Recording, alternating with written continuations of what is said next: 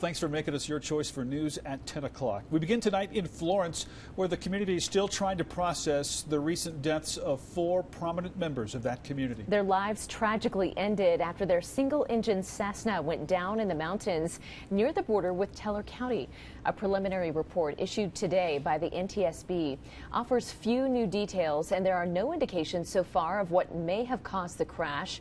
What is clear, though, these 4 individuals are already sorely missed in the town of Florence. News Channel 13's Barbara Fox joins us live from the Florence Brewing Company after attending a celebration of life ceremony in their honor. Barbara.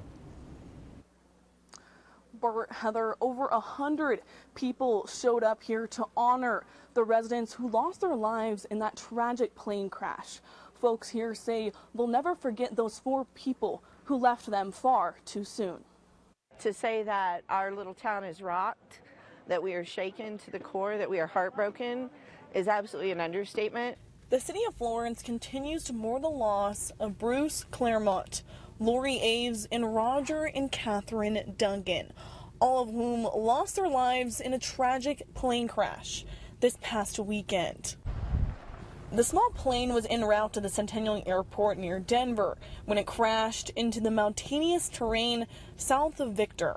One woman knew all 4, saying they were all different in their own way, but each helped shape the small mountain community. Lori was really one of the most female entrepreneurial spirits. She was very business oriented, very structured, whereas Roger and Kat were so wise, but yet so funny. You know, there was never a joke that was missed and never a smile ungiven. And you know, and obviously the talent that Bruce held and the leadership that they all had with our community.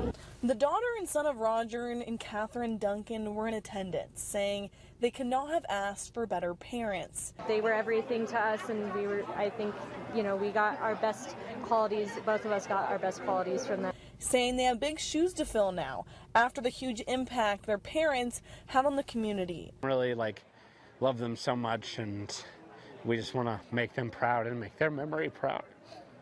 Friends and family coming together, celebrating the life of these 4 people they'll never forget. Well, to Lori, I'd say thank you. And to Kat and Roger, I'd say let's rock. Roger Duncan's brother told me that he didn't understand the allure of this small town that his brother always talked about until now, after seeing the overwhelming amount of support from the community here tonight. Reporting live in Florence, Barbara Fox, KRDO, News Channel 13.